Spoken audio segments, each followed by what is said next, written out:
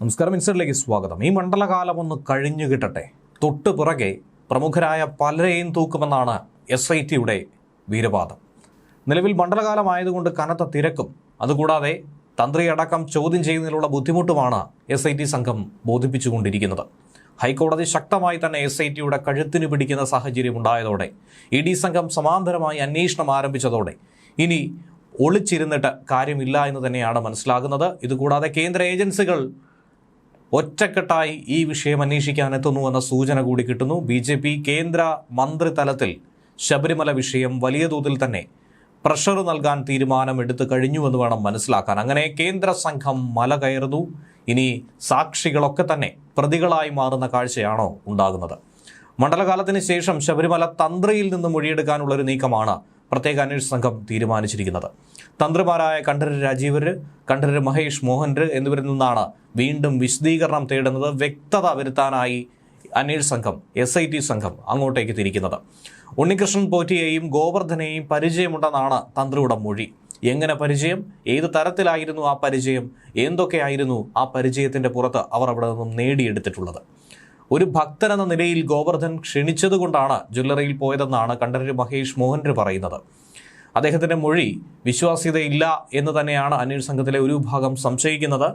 വെറുതെ ഒരു ഭക്തൻ വിളിച്ചാൽ ജ്വല്ലറിയിലേക്ക് ഒരു തന്ത്രി പോകുമോ? അതിന് പിന്നിൽ മറ്റെന്തെങ്കിലും കാര്യങ്ങളുണ്ടോ? ഇങ്ങനെയൊക്കെയുള്ള സംശയം അന്വേഷണ സംഘത്തെ വലയ്ക്കുന്നുണ്ട്. ഗോവർദ്ധനുമായുള്ള ബന്ധത്തെക്കുറിച്ച് ചോദിച്ചപ്പോൾ ഇവരെല്ലാം ശബരിമലയിൽ സ്ഥിരമായി വരുന്ന വ്യക്തികളാണെന്നും അങ്ങനെ പരിചയമുണ്ടായതാണെന്നാണ് തന്ത്രി പറയുന്നത്. സ്ഥിരമായി ശബരിമലയിലെത്തുന്ന ആയിരക്കണക്കിന് അയ്യപ്പ ഭക്തരുണ്ട്. അതിലെങ്ങനെയാണ് ഗോവർദ്ധനെ മാത്രം ഇത്ര അടുത്ത് പരിചയമുണ്ടായത്? അങ്ങനെ ഒരു സ്വകാര്യ പരിചയം കൂടി സ്ഥാപിച്ചതിന് പിന്നിൽ മറ്റെന്തെങ്കിലും ഗൂഢലക്ഷ്യങ്ങളുണ്ടോ? ഇതൊക്കെയാണ് അന്വേഷണ സംഘത്തെ വലയ്ക്കുന്നത്. ഇതിൽ കൂടുതൽ വിവരങ്ങൾ ചോദിച്ചറിയാൻ വേണ്ടി തന്നെയാണ് മൊഴിയെടുക്കുന്നത്. അതിനുശേഷം പ്രതിയോ സാക്ഷിയോ ആക്കുന്ന കാര്യത്തിൽ ഒരു അന്തിമ തീരുമാനത്തിലേക്ക് കടക്കും. നിലവിൽ സാക്ഷിയായിട്ടാണെങ്കിൽ അത് പ്രതിസ്ഥാനത്തേക്ക് മാറാൻ തന്ത്രി നൽകുന്ന മൊഴി അനുസരിച്ചായിരിക്കും, ഇവർ തമ്മിലുള്ള ബന്ധം സ്ഥിരീകരിക്കുന്നതനുസരിച്ചായിരിക്കും അന്വേഷണ സംഘം കടക്കുന്നത്. സ്മാർട്ട് ക്രിയേഷൻസിൽ നിന്നും വേർതിരിച്ച സ്വർണം ബെല്ലാരിയിലെ ഗോവർദ്ധൻ്റെ ജ്വല്ലറിയിലാണ് വിറ്റതെന്ന് നേരത്തെ പ്രത്യേക അന്വേഷണ സംഘം കണ്ടെത്തിയിരുന്നു. പോറ്റി ഇടനിലക്കാരായ കൽപേഷ് വഴിയാണ് ഈ വിൽപ്പന നടന്നത്. ജ്വല്ലറിയിൽ നിന്നും ഈ സ്വർണം അന്വേഷണ സംഘം കണ്ടെടുത്തു. ശബരിമല സ്വർണ്ണക്കൊള്ളയുമായി ബന്ധപ്പെട്ട് ഇതിനിടയിലാണ് രമേശ് ചെന്നിത്തല നിർണായകമായ ചില വിവരങ്ങൾ കൈമാറിയത്. അതായത് ഈ വിവരങ്ങളുടെ അടിസ്ഥാനത്തിൽ അന്വേഷണം കൂടുതൽ വിപുലീകരിച്ച് പ്രധാനപ്പെട്ട ഒരാളുടെ പേരടക്കം പുറത്തു വന്നിരിക്കുന്നു. അത് ശരിയാണെന്ന് അന്വേഷണ സംഘം സ്ഥിരീകരിച്ചിരിക്കുന്നു. വിദേശ വ്യവസായി ചെന്നിത്തലയോട് വെളിപ്പെടുത്തിയ D മണി എന്ന വ്യക്തിയെ കണ്ടെത്താൻ SIT സംഘം തിരച്ചിൽ ആരംഭിച്ചു കഴിഞ്ഞിരിക്കുന്നു. വിവാദമായ ഈ പേരാണ് കുറച്ച് ദിവസങ്ങളായി മാധ്യമങ്ങളിൽ നിറഞ്ഞു നിൽക്കുന്നത്.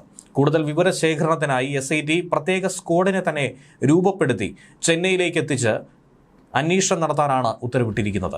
ചെന്നൈ നഗരം കേന്ദ്രീകരിച്ച് ഇപ്പോൾ അന്വേഷണ സംഘം പ്രവർത്തിക്കുകയാണ്.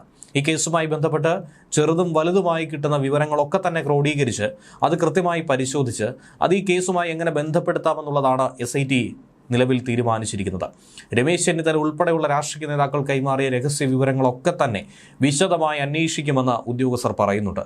കഴിഞ്ഞ ദിവസം പ്രതിപക്ഷ നേതാവ് VD സതീശൻ പറഞ്ഞ ഒരു വിഷയമുണ്ടായിരുന്നു. മുഖ്യമന്ത്രിയുടെ ഓഫീസ് മുഖേന ഉന്നത IPS ഉദ്യോഗസ്ഥർ ഈ കേസിൽ SITക്ക് മേൽ വലിയ സമ്മർദ്ദം ചെലുത്തുന്നു എന്ന തരത്തിലുള്ള വിവരങ്ങൾ പറഞ്ഞിരുന്നു. കൂടുതൽ ഇനി മുന്നോട്ട് നീങ്ങിക്കഴിഞ്ഞാൽ അവരുടെ പേരടക്കം വെളിപ്പെടുത്തുമെന്ന ഭീഷണിയും VD സതീശൻ ഉയർത്തിയിട്ടുണ്ട്. അപ്പോൾ ഉന്നത തലങ്ങളിലൊക്കെ തന്നെ ഉദ്യോഗസ്ഥ തലങ്ങളിലായിക്കോട്ടെ IPS തലങ്ങളിലായിക്കോട്ടെ ഇതിന് വലിയ ഭയചകിതരായി നിരവധി ആളുകൾ ഒളിച്ചിരിക്കുന്നു എന്നുള്ളത് വ്യക്തം തന്നെയാണ്. ശബരിമലയിലെ വിഗ്രഹങ്ങൾ കടത്തിയെന്ന വിദേശ വ്യവസായിയുടെ വെളിപ്പെടുത്തലിന് പിന്നാലെയാണ് D മണി ആരെന്ന് അന്വേഷിക്കാൻ തീരുമാനിച്ചത്. അങ്ങനെ ഒരാളുണ്ടെന്ന് SIT സ്ഥിരീകരിച്ചിട്ടുണ്ട്. വ്യവസായി കൊടുത്ത മൊഴിയിൽ സൂചിപ്പിച്ച ചെന്നൈ സ്വദേശിയായ D മണിയുടെ സംഘത്തിലുള്ളവരുമായി SIT ഉദ്യോഗസ്ഥർ തന്നെ ഫോണിൽ ആശയവിനിമയം നടത്തിയിട്ടുണ്ട്. കാര്യങ്ങൾ ചോദിച്ചറിഞ്ഞിട്ടുണ്ട്. കൂടുതൽ വിവരശേഖരണത്തിനും തെളിവ് ശേഖരണത്തിനുമാണ് അന്വേഷണ സംഘം ചെന്നൈയിലെത്തിയത്. ശബരിമലയിൽ നിന്നും 4 പഞ്ചലോക വിഗ്രഹങ്ങൾ കടത്തിയെന്നും അത് D മണി എന്ന ചെന്നൈ സ്വദേശി കൈപ്പറ്റിയെന്നുമാണ് ദുബായ് വ്യവസായി കൊടുത്ത മൊഴി. ദുബായിലെ ഈ വ്യവസായിക്ക് വിഗ്രഹ കടത്തുമായി ബന്ധപ്പെട്ട് നിർണായക വിവരങ്ങൾ അറിയാമെന്ന് ചെന്നിത്തല നേരത്തെ ആരോപിച്ചിരുന്നു. അതിനെ തുടർന്ന് ചെന്നിത്തലയുടെ മൊഴിയെടുത്തിരുന്നു. അതിനുശേഷമാണ് രേഖാമൂലം അറിയിച്ചതിനെ തുടർന്ന് SIT ഇദ്ദേഹത്തിൻ്റെ മൊഴിയും രേഖപ്പെടുത്തിയത്. അങ്ങനെയാണ് കാര്യങ്ങളിൽ വലിയൊരു ട്വിസ്റ്റ് ഉണ്ടായിരിക്കുന്നത്. 2019-2020 കാലഘട്ടത്തിലാണ് ഈ വിഗ്രഹങ്ങൾ കടത്തിയത്. ശബരിമലയുടെ തന്നെ ഭരണ ചുമതലയിലുള്ള ഒരു ഉന്നത ഉദ്യോഗസ്ഥൻ, ഒരു ഉന്നതൻ ഇതിന് നേതൃത്വം നൽകിയെന്ന് വ്യവസായി അന്വേഷണ സംഘത്തോട് പറഞ്ഞിട്ടുണ്ട്. രാജ്യാന്തര ബന്ധങ്ങളുള്ള ഒരു വലിയ കള്ളക്കടത്ത് സംഘം ഇതിന് പിന്നിൽ പ്രവർത്തിച്ചിട്ടുണ്ട്. ഉണ്ണികൃഷ്ണൻ പോറ്റി എന്നയാളാണ് ഇതിന് ഇടനിലക്കാരനായി നിന്നത്. പോറ്റിയെ കൂടാതെ വലിയ വലിയ മീനുകൾ ഇതിന് പിന്നിലുണ്ട്. അതിനെ ഒന്നും തന്നെ കണ്ടെത്താൻ ഇതുവരെയും ആർക്കും കഴിഞ്ഞിട്ടില്ല. 2020 ഒക്ടോബർ 26 തിരുവനന്തപുരത്ത് വെച്ചാണ് വിഗ്രഹങ്ങൾക്കായിട്ടുള്ള പണം കൈമാറിയത്. അന്ന് ആ കൂട്ടത്തിൽ ഒരു മന്ത്രിതല വ്യക്തി കൂടി, ഉന്നതൻ കൂടി ഉണ്ടായിരുന്നു എന്ന സംശയമാണ് ഇപ്പോൾ ബലപ്പെടുന്നത്. ആ കൂടിക്കാഴ്ചയിൽ ഡി മണിയും ഉണ്ണികൃഷ്ണൻ പോറ്റിയും ഭരണരംഗത്തെ തന്നെ ഉന്നതനും മാത്രം പങ്കെടുത്തു. അതാരെന്നുള്ള വിശദമായ വിവരം SIT സംഘത്തിന് ഇതിനോടകം തന്നെ ലഭിച്ചിട്ടുണ്ടാകും. നിലവിൽ കിട്ടിയ ഈ മൊഴികൾ എത്രത്തോളം വിശ്വസനീയമാണ് എന്ന കാര്യത്തിൽ പ്രാഥമിക അന്വേഷണം നടത്തി പരിശോധനകൾക്ക് ശേഷമായിരിക്കും അത് SIT വെളിപ്പെടുത്തുക.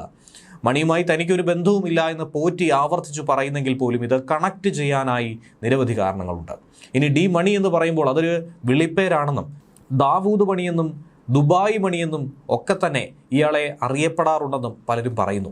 വിഗ്രഹങ്ങളിങ്ങനെ വിറ്റഴിച്ചതിലൂടെ വൻ തുകയാണ് ശബരിമല ഭരണസമിതിയുമായി അടുത്ത് ബന്ധമുള്ള ഉന്നതന് കിട്ടിയിട്ടുള്ളത്. ഇതും റിപ്പോർട്ടിൽ പറയുന്നു. ഈ ഉന്നതനെ തന്നെയാണ് പത്മകുമാറും സംഘവും ഇതിനോടകം തന്നെ സംരക്ഷിച്ച് പിടിക്കുന്നത് എന്നുള്ള സംശയം SITക്ക് ബലപ്പെടുകയാണ്. വാസുവിനും അതുപോലെ തന്നെ പത്മകുമാറിനും പോറ്റിക്കും കൃത്യമായി ഡി മണിയും അതിന് മുകളിലെ ഉന്നതനെയും വ്യക്തമായി തന്നെ അറിയാം.